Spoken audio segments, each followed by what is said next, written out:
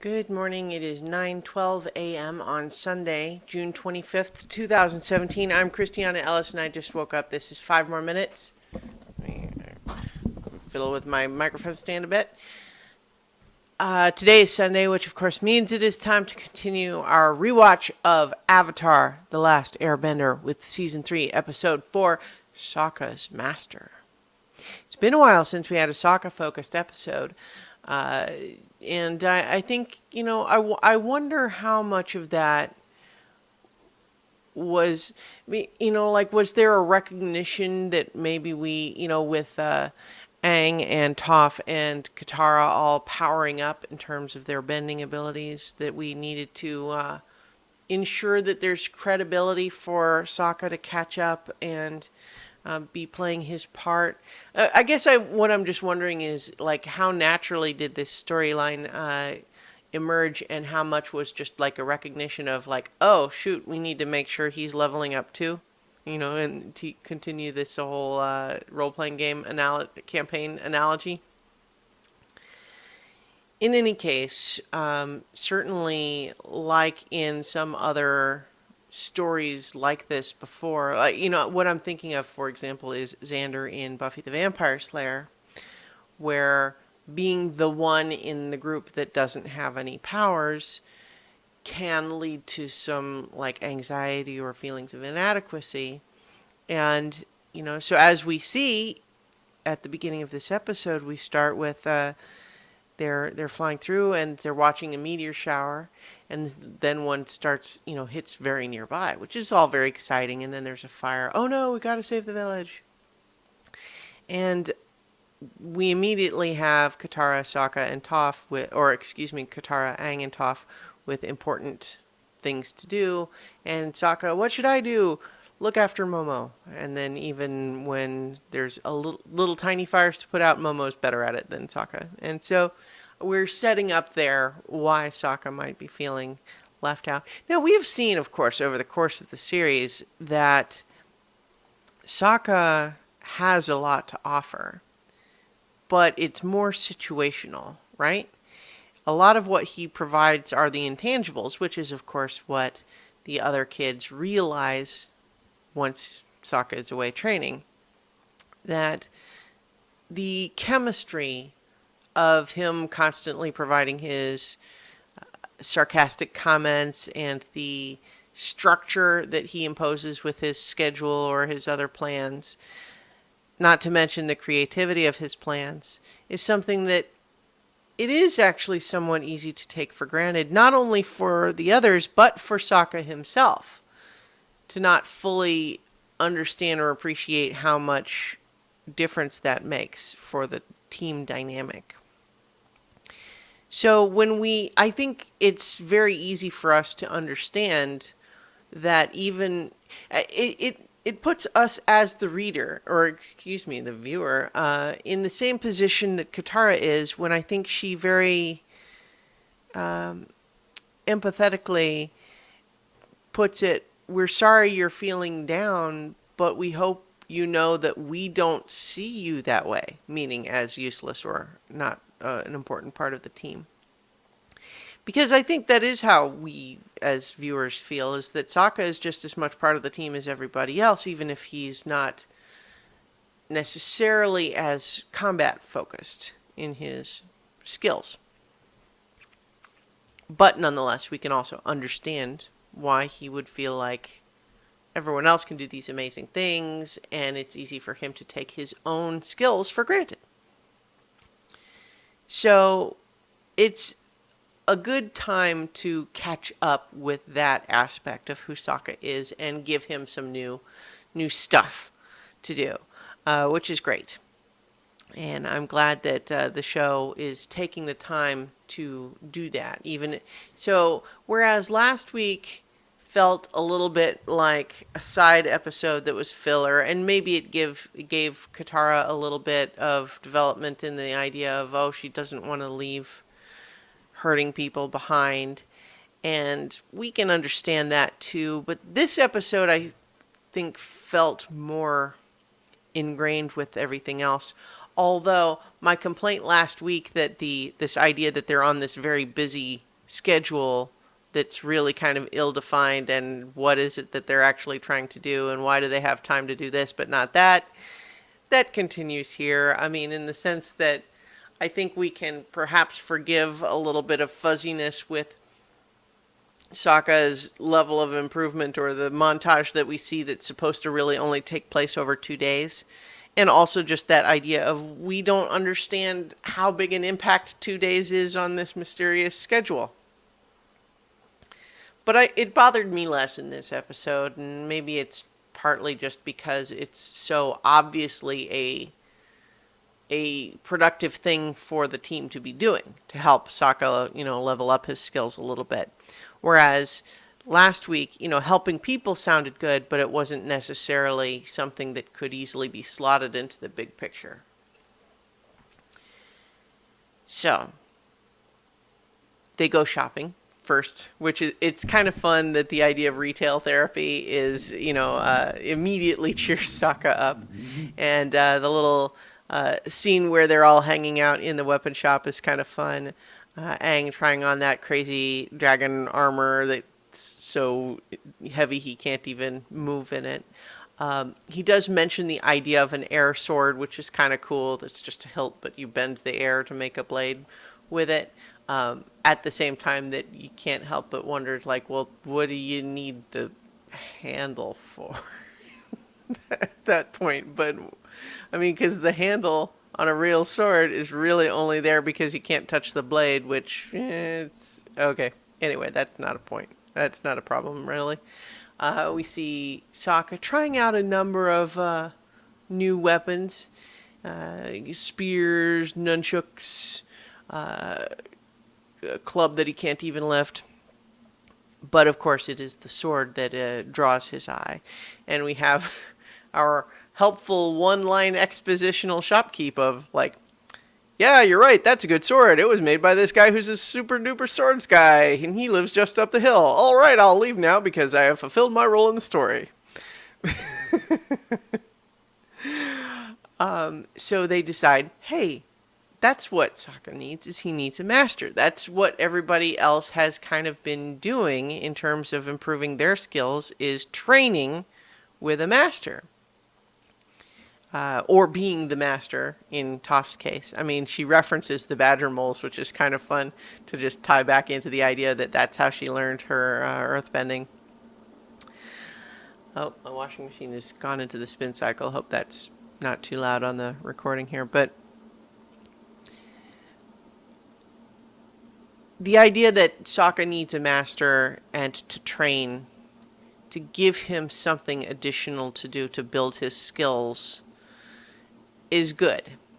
I like that a lot. And so we have him go to meet this guy, and we're immediately set up with this idea that, oh, well, he's going to have to bring something to prove himself, to prove that he is worthy of being trained. And I think the more astute among us can guess that what the master really wants is for someone to be humble rather than a braggart. So it's not really a surprise for us when Sokka reveals his humility and then the master agrees to train him. I don't think that's surprising. That said, I mean, it is a story beat that I think works in context, especially since that is absolutely where Sokka's coming from at the moment. He is feeling like, I've seen a lot of stuff in the world, and it has taught me that I need to be better in order to meet it. And I believe that you can help me, so please help me. As opposed to someone who comes in and says, I'm already the best there can be, but I want to prove it by training with you so I can put that on my resume, sort of thing. That I'm sure that guy gets all the time, and he kind of even explains how that's a lot of what he gets.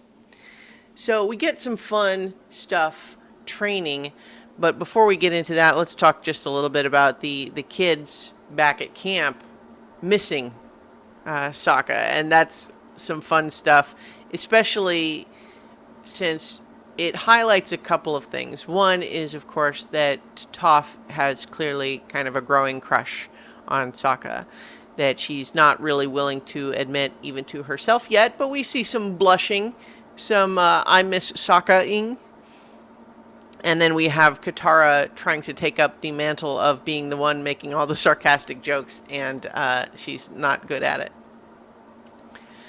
And so that's some fun stuff, but also them just realizing that without Sokka to kind of drive their schedule or their structure of their day, they kind of just lay around doing nothing all day and don't feel good about it. Like, it's not like, oh, finally a day off. It's more like a, shouldn't we be doing something? Yeah, maybe, but I don't know what. And them just recognizing that when Sokka isn't there, they do miss him. They do feel the lack of his contributions to their team chemistry. So that's a good thing to include in this story. But then we also have Sokka training. And again, see, the thing that's a little hand-wavy, fuzzy thing here is the idea that this really all takes place over 2 days. Because we see notable improvement in Sokka's skills in that time. And that's on top of him doing his approach to the calligraphy thing, which is to rub his face in ink and all over the page. His approach to dealing with the rock garden, which is to make a cozy spot in the shade to relax in. Adding a rainbow to his landscape painting. I did like the training bit of this idea of you have to be aware of your surroundings, so going to have you look at a vista for just a second and then try to paint it from memory.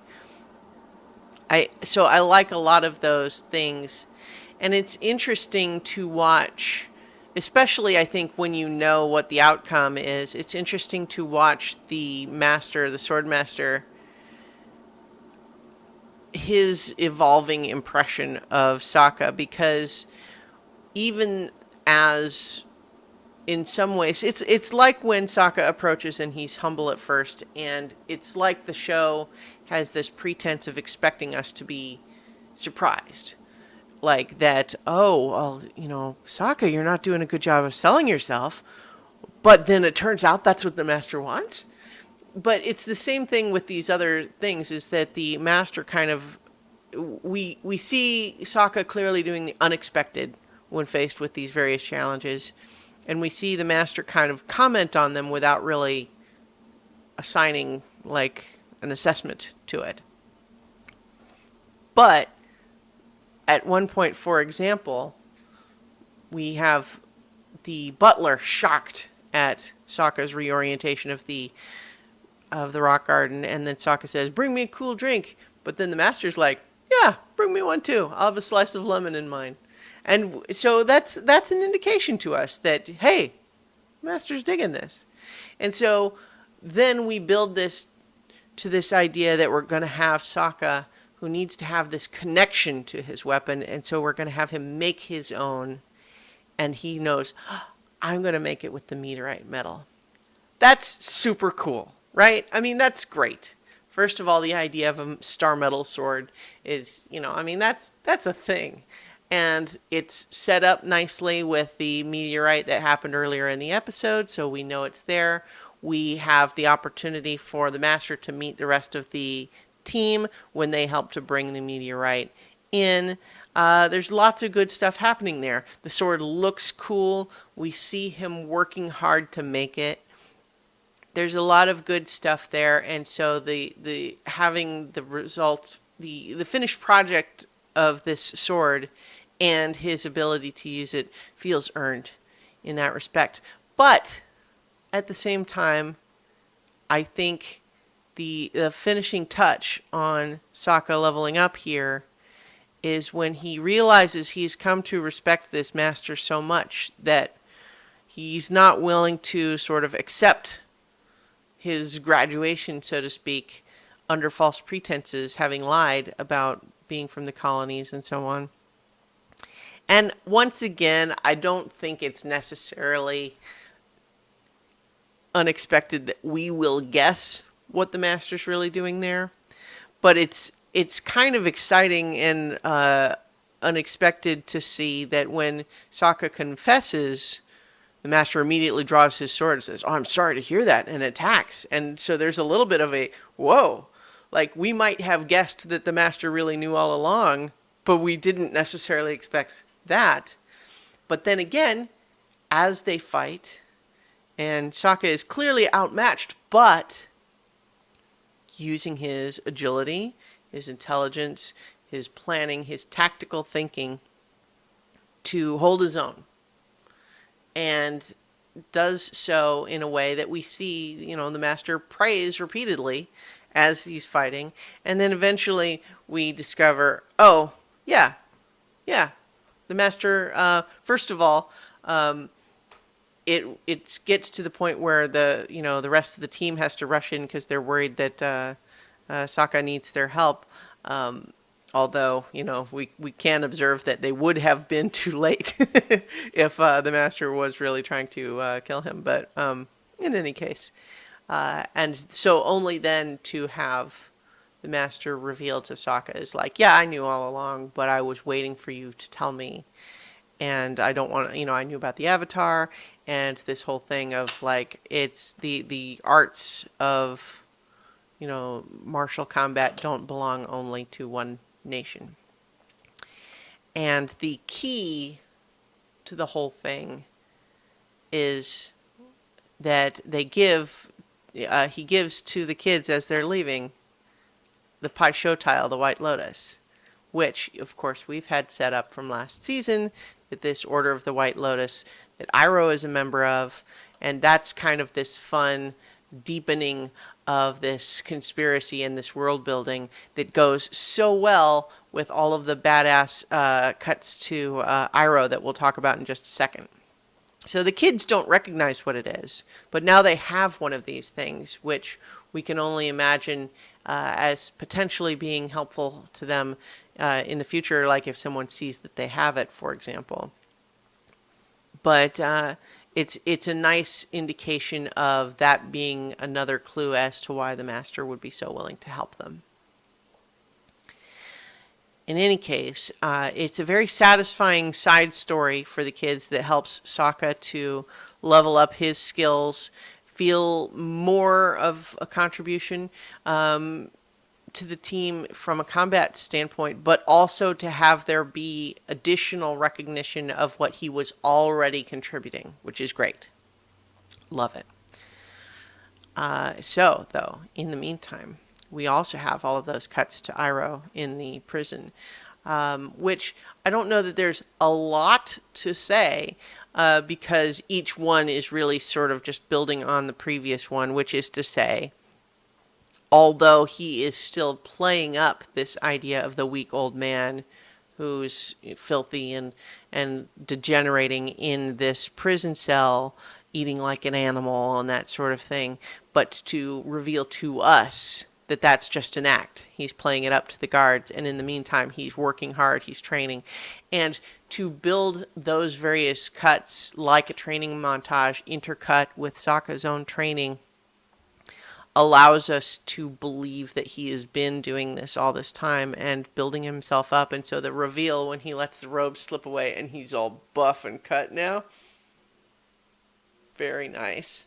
And of course, it ties into the whole White Lotus element thing that we're thankfully reminded of at the beginning of the episode.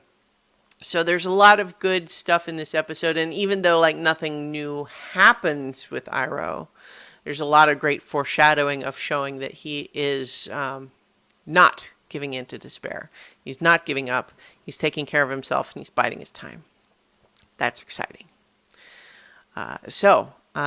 That said, I can't help but wonder, we talked about this a little bit when we had the big Iroh episode last season, but of course, we haven't had Iroh talk yet this season, and that is probably, it was a storytelling choice that they made, that it was kind of forced on them a little bit by the fact, of course, that the voice actor who had played him in seasons 1 and 2 died. And so that is probably why they made the choice to have him not speak at all. Like, who knows what they would have had him say otherwise. But it's interesting, and I think it's in some ways, first of all, it works within the story anyway. But it's an interesting way to give a little bit of an extra nod to the voice actor, a sign of respect. In any case, so that's this episode. We have a side story, but a satisfying one that yields results for Sokka and the Team Avatar. We don't visit Zuko at all this week, but Iroh training, getting himself ready. Good stuff. And the deepening of the mystery of the Order of the White Lotus. So, that'll do it for this time. I will talk to you guys tomorrow for 5 more minutes. And next week, we'll continue our rewatch of Avatar The Last Airbender with Season 3, Episode 5. Talk to you tomorrow for 5 more minutes.